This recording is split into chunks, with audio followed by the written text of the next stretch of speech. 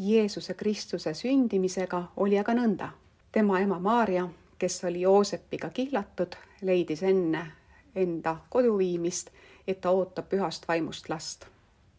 Tema mees Joosep, aga kes oli õiglane ega tahtnud teda avalikult häbistada, võttis nõuks ta salaja minema saata.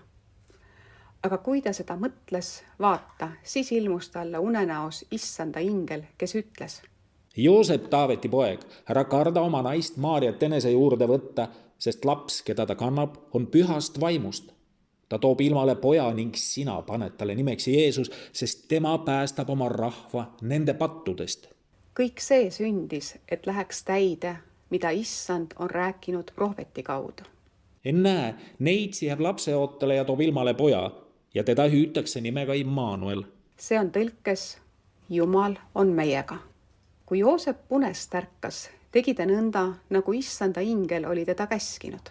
Ta võttis oma naise enese juurde, ent ei puutunud temasse enne, kui Maarja oli poja ilmale toonud.